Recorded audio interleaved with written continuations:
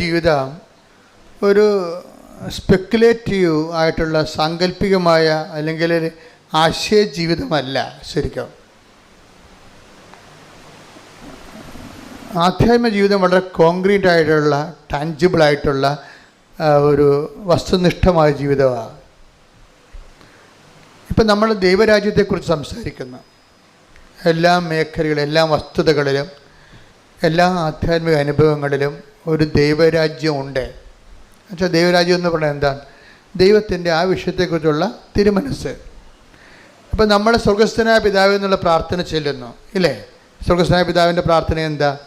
സ്വർഗസ്ഥനായ ഞങ്ങളുടെ പിതാവേ, അങ്ങയുടെ നാമം പൂജിതമാകണമേ, അങ്ങയുടെ രാജ്യം വരണമേ. അത് അവിടെയാണ് പ്രശ്നം. എന്താ പ്രശ്നം? അങ്ങയുടെ തിരുമനസ്സ് പറഞ്ഞ്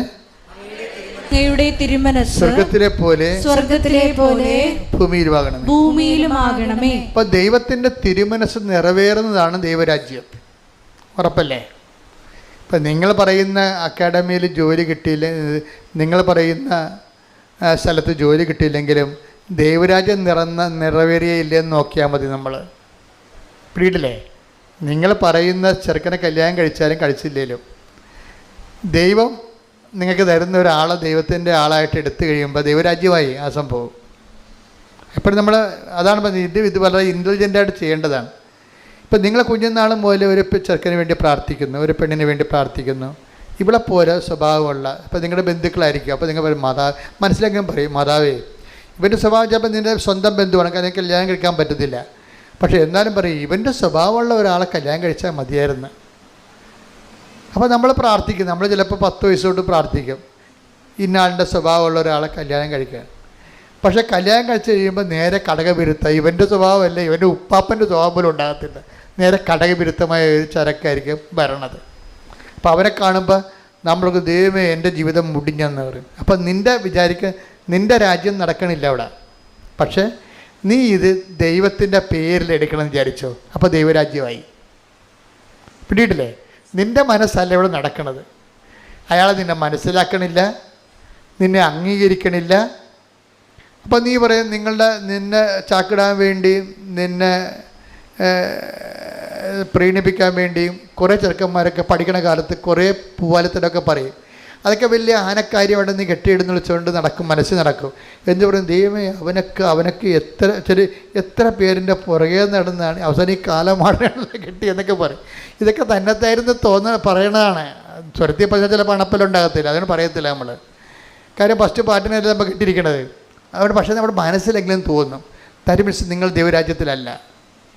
മനസ്സിലായി? നിങ്ങൾ ദൈവരാജ്യത്തിലല്ല. കാര്യം എന്താണ്?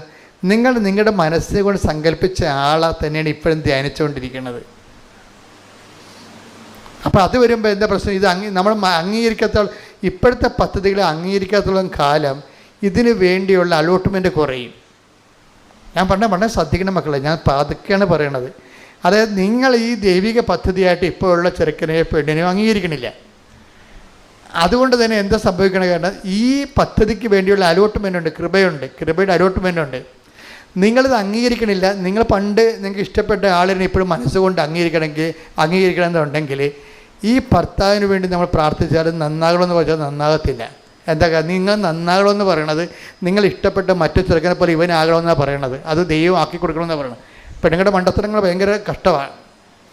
നിങ്ങളുടെ ഭർത്താവ് നന്നാകണമെന്ന് പറയുമ്പോൾ അതിൻ്റെ അവബോധ മനസ്സിൽ നിങ്ങൾ പണ്ട് ഇഷ്ടപ്പെട്ടുള്ള ചെറുക്കനെ പോലെ ഈ കെട്ടിയ ചെറുക്കനാകണം, കെട്ടിയ പെണ്ണാകണമെന്ന് ദൈവത്തോട് പ്രാർത്ഥിക്കുകയാണ്. എന്തൊരു ഭ്രാന്താണ് ശരിക്കും പറഞ്ഞാൽ. അതുകൊണ്ടാണ് പറയണത്, അതായത് പലപ്പോഴും നിങ്ങൾ ചോദിക്കുന്നത് എന്താണെന്ന് നിങ്ങൾക്ക് അറിയത്തില്ലെന്ന് പറയത്തില്ലേ? Take the word of God. സ്തുതിക്കട്ടെ. Hallelujah, hallelujah, hallelujah, hallelujah, hallelujah. യേശുവേ നന്ദി. Hallelujah, hallelujah, hallelujah, hallelujah, hallelujah, hallelujah. യേശുവേ സ്തുതി. Hallelujah, hallelujah, hallelujah.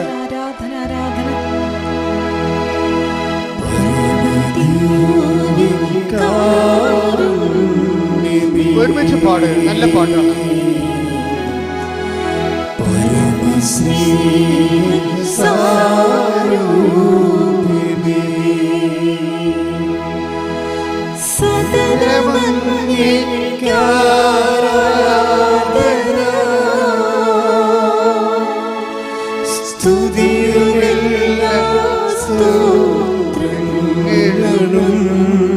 സകലം ആരാധന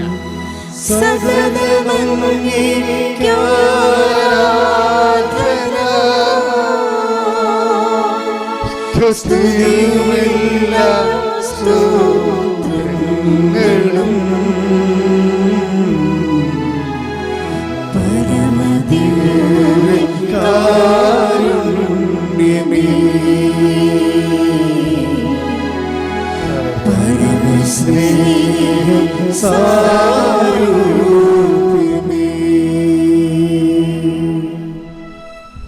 മത്തായി 20:22. മത്തായിയുടെ സുവിശേഷം 20-ാം അധ്യായം 22-ാം വാക്യം.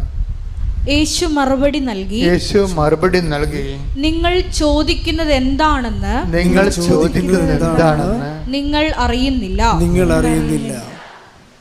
അപ്പോൾ പലപ്പോഴും നമ്മുടെ പ്രാർത്ഥനയ്ക്ക് ബ്ലോക്ക് വരാൻ കാരണം പ്രാർത്ഥനയിൽ ഘടനാപരമായ മിസ്റ്റേക്ക് ഉള്ളത് കൊണ്ടാണ്. ദൈവരാജ്യമല്ല ചോദിക്കണത്, ദൈവരാജ്യമായിരിക്കണം ചോദിക്കേണ്ടതെന്നാണ് സ്വർഗസ്ഥനായ പിതാവിലൂടെ ഈശോ പ്രാർത്ഥിക്കാൻ പഠിപ്പിച്ച പ്രാർത്ഥന. ഞങ്ങളെ പ്രാർത്ഥിക്കാൻ പഠിപ്പിക്കണമെന്ന് ചോദിക്കുമ്പോൾ ഈശോ എന്താ പറഞ്ഞത്? ദൈവരാജ്യം പുലരാൻ വേണ്ടി പ്രാർത്ഥിക്കാനാണ് പറഞ്ഞിരിക്കുന്നത്. പറഞ്ഞ മനസ്സിലായില്ലേ? വേറെ ഒന്നുമല്ല.